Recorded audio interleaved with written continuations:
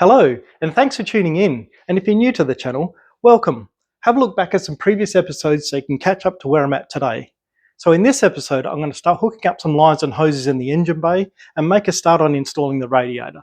That way I can figure out where the coolant hoses need to go. I'm also going to reveal the new wheels and finally get that test crank of the engine done. As always, if you've subscribed to the channel, thank you. For those who haven't, please like and subscribe, as it will really help promote the channel to the broader public. All right, let's get going. So continuing from last week's attempted starter motor install, I forgot to show the other potential starter motors for comparison. This is the starter motor from the 3.6 VR6. This is the starter motor from the 2-litre Beetle, and this is the one I purchased, which is a 2.8 AAA VR6. So getting the bolts to fix the starter motor onto the bell housing is actually a bit of a drama. So these are the ones that came off the Beetle original, M12, 1.75 pitch, but they don't fit inside the holes for the starter motor. The bell housing has a 10mm 1.75 pitch, fits through the hole for the top mount, but the bottom mount doesn't fix with the same 10mm. Here's a box of bolts I actually went through to try and figure out what's what. So as it turns out, the actual bell housing doesn't have a thread at all, or at least not that I can find. And the original bolts are an M10, and if you have a look here at the Beetle one, it's just got a raised shank area here. So this is what was causing me the whole problem, because I was seeing a larger hole on one side of the bell housing than on the other. Anyway, what I'm going to do is I'm just going to drill this bottom hole out. This bolt does pass through the bell housing, and then I'll put a standard nut on the end. So I'm going to drill the hole in the starter motor as close as possible to this shank diameter, which is 11.5 millimeters.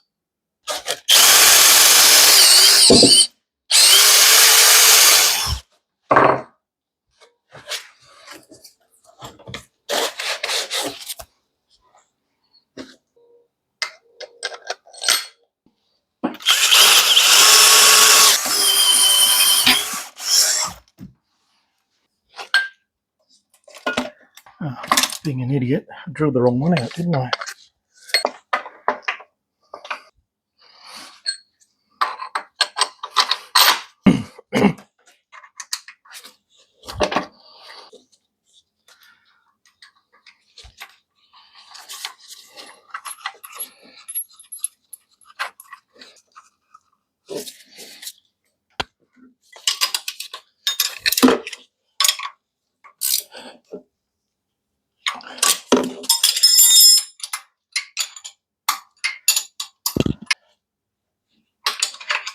The starter motor is bolted in place. There's no interference with the gear selector, so that's good. So the long bolt interferes with the oil cooler. So I've cut down the bolt. The oil cooler is now in place. It's a bit hard to see, but I've cut the bolt just 5 mils past the end of the nut. Okay, so I'm about to crank the engine. The spark plugs are in. There's no ignition system, so it's just a test for actual cranking.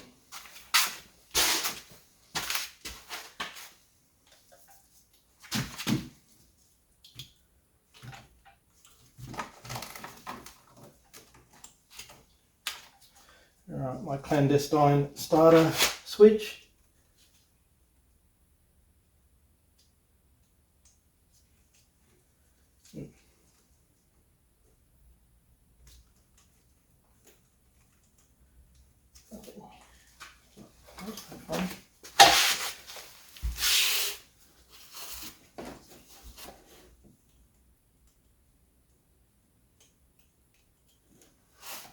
Zero.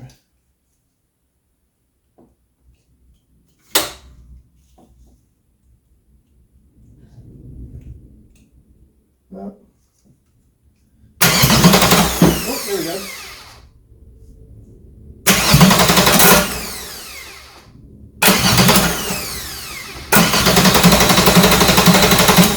Alright. Just had to get the inverter started in this. So, alright, running. So starter motor's engaging, which is great. You can see the pulley spinning. Yeah, there's no oil, so I didn't want to turn it too much, but excellent. Off camera, I fitted the power steering pressure feed line, which due to the location of the power steering pump allowed me to use the original location points on the gearbox, so it was pretty straightforward. The R36 also has a couple of hose tabs here, but they weren't quite right, but I might reutilize them later on. I fitted one of the air conditioning lines, had to do a little bit of bending just to get it to push in as close as possible, but this is the original Beetle Mark IV air conditioning line. One of the great things about the Volkswagen Group is they use a lot of the same parts for different models. Now the R36, they actually directly connect in the same locations where the Beetle ones were. This is the line for the fuel tank breather, which goes to the manifold, which connects to the exact same connector that the Beetle did. This is the fuel pressure feed line that goes to the R36 motor. It will actually fit in exactly the same location as the Beetle fuel rail feed line. I'm just having trouble getting this off. In the same location there is the third line, which was used for the Beetle as a fuel return line. But the R36 doesn't require that because of the way the fuel system works. So that can just be plugged up or the whole pipe can be removed. So I know how much room I've got to work with and where I need to route coolant pipes. I put on the radiator cowling, just the cowling itself. I took the radiator out and also the inner bumper mount, which then allows me to line up the cowling correctly. I have had to clearance the cowling, probably removed, you can see here. So that's the original line there. So I've removed 20 to 30 millimeters of the width of it. It's still quite tight. I might have to take a bit more off. Also for Mark IV owners, this is the difference between the Mark IV and the Beetle. So as far as this conversion's gone so far, everything actually works for the Mark IV. But now at this point, as we get to the front, because the front's narrower, some of the mechanical stuff is actually different. So the air conditioning lines and the radiator are actually different part numbers. So I've got the radiator now in and the fan housing. Where the alternator is, you can just see up the top there, there's very little clearance. The radiator assembly is out of the car again and on the bench. Now here you can see the primary fan housing bracket and the secondary fan here.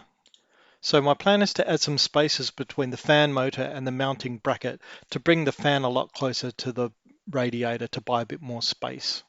But as you can see here, even with the bracket removed, the fan itself is hard up against the surround, so I'm going to have to trim that away.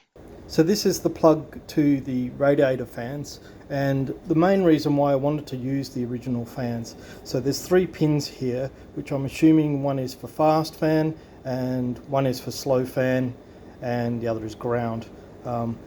When you get the aftermarket fans, I'm not sure if they have the fast and slow ability, so I wanted to stick with the original. That way I could also use the original fan controller unit. So I had a bit of a think about it, and I wasn't really comfortable with just recessing back the fans to give me enough clearance. So true to my normal form, I'm doing things the hard way. So what I've done here is I've actually reduced the clearance between the cowl and the radiator. There wasn't a ton of room, and it wasn't an easy process. It required, it's probably a bit hard to see without a comparison, but I've had to take a lot of the inner strengthener away from the cowl in order to push back the, we'll push in the radiator a little bit more forward. I think I've bought myself about 10 millimeters, which doesn't sound much, but the space I've got there, it possibly will make a big difference. And here's the engine facing side of the radiator cowl. I've tried not to hack and slash too much, trying to keep as much of the reinforcing as possible. Here's when I had to clearance to fit it next to the intake manifold. All of this will get cleaned up because I've decided to paint this cowl. I did want to keep it stock, but I think I'll need to paint this one. I'll probably paint it body color. So it's a bit hard to see what I've actually done, but here's an example. So this mounting would normally fit close to flush to the end, so that's about 15 mils. With the radiator back in place and the main fan mocked up, you can see here that all my hard work has actually paid off. That there's about a 10 mil gap from one of the hoses and about 5 from the other. So as mentioned, real estate between the radiator and the engine is very limited. In order to hold the secondary fan in place, I needed to make a new thinner bracket. So I've already started, but you can see here I've used masking tape just to mark out where I want the brackets to go. So I've just completed the main bracket arms for the secondary fan. It's a lot thinner than the original now. If you can see here, here's the original holder for the motor, and if I put it in the original position, I've gained about 10 to 12 millimeters, plus the extra 10 millimeters I gained by moving the radiator forward. So hopefully this should give me enough clearance. You can see here that I've had to section some of the motor out. It won't affect the performance, and I'll cap that with metal once I'm done. Also here I'll put some extra braces between the arms just to strengthen it up so it acts as one unit and doesn't want to flex into the radiator itself. So underneath the car, here's the radiator and the biggest problem area. So here's the bracket arm I've made for the fan, which now clears the alternator on the left there and is clear of the air conditioner as well. So you can see here as well the clearancing necessary to the back of the motor of the fan. So that now clears the compressor. The hose with the writing is the air conditioner hose from the compressor. The new bracket now clears that hose, so no interference from the engine components, which is great. I've also done some additional clearancing on the plastic cowling to give the motor a bit more room. Also, I followed the design of the limited edition RSI model Beetles that actually have the 3.2 litre motor. So here are the new wheels, and when I say new, I don't mean box fresh, I mean they're new to this car. So there's a few scuffs and bruises on these rims. I'll refurbish them after the car's painted, but I just love the look of them. They're from a early 2006 series BMW, but unfortunately the BMW stud pattern doesn't match the Beetle. So the BMW is a 5x120 PCD. I had these modified professionally to be a 5x112, so that way I can use the later model hub pattern. The rims are 19 by 8.5 at the front and 19 by 9 at the back. They are quite wide, and as you can see here, they do fit past the guards on both the back and the front. Now, I'm not going to run massive camber on front and rear, and I'm also not going to run massively narrow tyres. So I'm actually going to narrow the front and rear suspension to get the wheels to tuck underneath the guards, which I'll feature on a later episode. Great milestone achieved today with the starting crank of the engine. I was concerned that the starter motor might not engage correctly, but it did, so that's great. Also made great progress with the radiator, so now I can see where the coolant lines need to run. Also, don't forget to like, subscribe and share, as it will really help to promote the channel. Thank you.